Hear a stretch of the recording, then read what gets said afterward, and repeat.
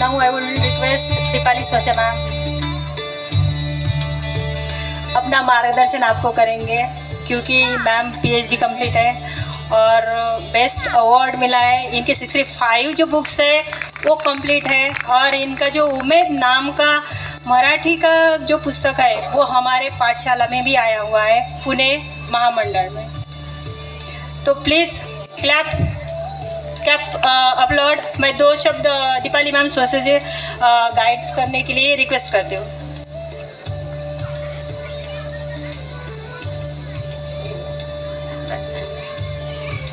नमस्कार।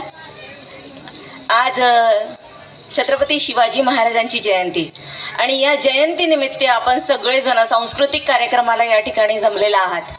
मला सगळ्यांना पालकांना असं सांगावंसं वाटतं की हा सगळा घाट जो असतो शाळेने घातलेला, हा सगळा जो घाट असतो तो तुमच्या मुलांसाठी असतो। त्यामुळे पहिल्यांदा जबाबदारी आपली पालक म्हणून जबाबदारी अशी असते की आपण शांत राहणं आणि आपल्या मुलांना शांत ठेवणं ही आपली प्रामुख्याने जबाबदारी आहे, असं मला म्हणजे नम्रपणे सांगावंसं वाटतं।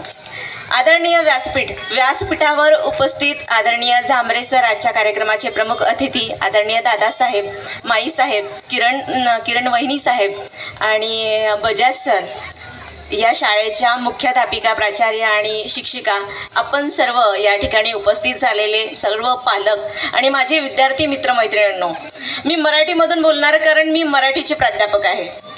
आणि मला प्रामुख्याने सांगावंसं वाटतं की बरेचदा पालक ना शाळांमध्ये येतात आणि शाळांमध्ये आल्यानंतर माझ्या मुलाला हे येत नाही, ते येत नाही, अशा अनेक गोष्टी, म्हणजे मला पण 2 मुलं आहेत, त्यामुळे मी सांगते की सगळा भार ना आपण शिक्षकांवरती सोडतो। कुठेतरी आपण 1 तास 2 तास आपल्या मुलांना घेऊन बसून त्याच्याकडनं तेवढे एफर्ट्स घेतो का, हे खरं तर म्हणजे आज मला या मुलांना काही म्हणायचंच नाही आहे की तुम्ही मेहनत करा, म्हणजे नेटाने मेहनत करा, असं मला म्हणायचंच नाही आहे। मला सांगायचं आहे, मला संवाद साधायचा आहे तो तुमच्यासोबत, म्हणजे एक आई या नात्याने आणि आपण सगळ्या मैत्रिणी आहोत या नात्याने मला तुमच्याशी थोडंसं बोलायचं आहे, जास्त नाही। कारण खरंच गरज काय आहे माहिती आहे का, पालक म्हणून आपण आपल्या मुलांना वेळ देणं गरजेचं आहे। आणि काय झालं, हा मोबाईल नावाचा एक विकृत आपल्या हातामध्ये जो डिव्हाइस आलेला आहे ना, तर त्याच्यामुळे आपला बराचसा वेळ, म्हणजे बरेचदा भाजी करपलेली आपण पाहिलेली असेल त्या मोबाईलच्या नादामध्ये। मग आपण म्हणतो आपली मुलं वाचत नाही, अवांतर वाचत करत नाही किंवा अभ्यास करत नाही किंवा हे करत नाही ते करत नाही, ज्या वेळेला आपण आरडाओरडा करतो की नाही, तेव्हा कुठेतरी आपण आपला जो मोबाईल आहे तो बाजूला ठेवून त्याला घेऊन बसून किंवा त्याचं मोटिवेशन करतो का की बाळांनो असं नाही, असं करायला पाहिजे, हे असं नसतं, हे तसं असतं। आणि या सगळ्या गोष्टी खरं तर आपल्या पालक म्हणून आपल्याकडनं यायला पाहिजे।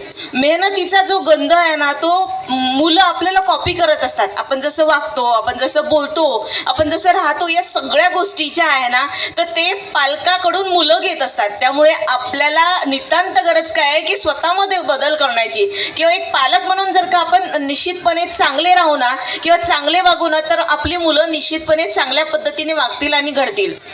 आणि या परिसरामध्ये खूप शाळा आहेत, आत्ताच वहिनी साहेबांसोबत माझं बोलणं झालं, या परिसरामध्ये खूप शाळा आहेत, पण ही अतिशय चांगली अशी शाळा आहे जी अतिशय कमी दरामध्ये तुम्हाला इतक्या चांगल्या पद्धतीचं शिक्षण देते।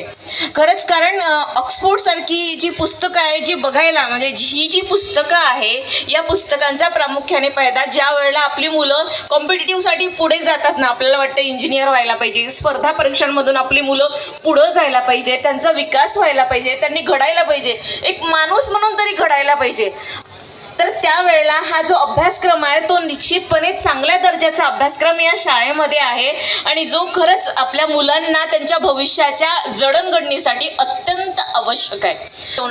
आणि शाळेवरती विश्वास ठेवून आपल्या मुलांना पुढे जाऊ द्यावं असं मला मनापासून सांगावंसं वाटतं। सातत्याने एक गोष्ट आपल्याला प्रकर्षाने जाणून येते की मोठ्या शाळा, मोठ्या फीज म्हणजेच मोठं शिक्षण असतं असं मुळीच नाही। आपण तरी कुठं होतो, ज्या वेळेला 5व्या वर्गामध्ये इंग्रजी शिकवणाऱ्या किंवा म्हणजे आपण प्राथमिक शिक्षण किंवा नर्सरी KG वर हे आपलं काही झालं नाही, पण काळ बदलला, परिस्थिती बदलली, वातावरण बदललं, मुलांना इंग्रजी शिक्षणाची नितांत गरज आहे आणि त्या कारणास्तव आपण आपल्या मुलांना इंग्रजी शाळांमध्ये घालतो। पण हे घातल्यानंतर आपली जबाबदारी आहे की आपण चांगल्या पद्धतीने आपल्या मुलांकडनं व्यवस्थित करून घ्यावं। आणि खरंच मुलांना हे सांगा की अरे यशाला कुठला शॉर्टकट नसतो, ही जी डायजेस्ट आहे ना, ही 10वी 12वीला किंवा गाईड्स मिळतात ना, या गाईड्स हा फक्त मोजक्याच वापरा, तात्पुरत्या वापरा. तुम्हाला मेहनत करायची आहे, अभ्यास करायचा आहे. तो व्यवस्थितपणे जर आपण केला तर तुम्ही निश्चितपणे पुढे जाल. आणि एक गोष्ट हेही लक्षात ठेवा की प्रत्येकच मुलगा काही नोकरीवर लागणार नाही. प्रत्येकच मुलगा IAS IPS ऑफिसर किंवा डॉक्टर इंजिनियर होणार नाही. तर त्याच्यामधल्या छोटे छोट्या गुण जे आहे, कला ज्या आहेत त्या ओळखा. तो म्हणजे एक व्यक्तिमत्व विकास झाला पाहिजे, त्याचा विकास व्हायला पाहिजे. आणि महत्त्वाचं म्हणजे तो स्वतःच्या पायावर उभा राहिला पाहिजे.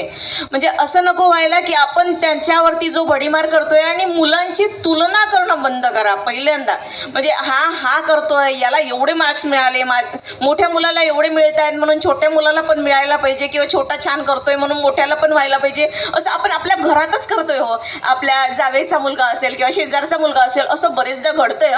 म्हणजे आजूबाजूला जेव्हा मी बऱ्याच शाळांमध्ये जाते आणि बोलते त्यावेळेला बऱ्याच मुलांच्या बाबत मला ह्या गोष्टी प्रकर्षाने जाणवतात की तुलना होते. आणि पोरांना कधीच तुलना आवडत नाही. त्यांना म्हणा तूच ग्रेट आहे, अरे तू खूपच चांगला आहे आणि तू करू शकतो. आणि ही मोटिवेट करणं ही पालक म्हणून, वडील म्हणून फक्त आईची जबाबदारी नाही, तर वडिलांची पण जबाबदारी की आपला मुलगा चांगला आहे आणि तो अधिक चांगल्या पद्धतीने चांगला घडावा. म्हणजे जर का सचिन तेंडुलकरांनी असा विचार केला असता की मी अभ्यासच करेल, तर कदाचित आपल्याला क्रिकेट क्षेत्रामधले एवढा मोठा जो तारा आहे तो मिळाला नसता. डी गुकेश नावाचे जो मध्यंतरी बुद्धिबळाचा पटू होता, तर त्याच्या वडिलांनी काय केलं होतं ते तुम्हाला एक छोटंसं उदाहरण सांगते. आणि बस एक उदाहरण सांगते आणि थांबवते की हा जो डी गुकेश होता ना, याच्या वडील डॉक्टर म्हणजे डॉक्टर आहेत. त्यांनी नोकरी सोडली आणि ज्यांनी 18व्या वर्षी बुद्धिबळाचा चॅम्पियन होण्यासाठीचा जो प्रयत्न केला होता, त्याच्या कुटुंबाने त्याच्यासाठी पाठबळ दिलं होतं.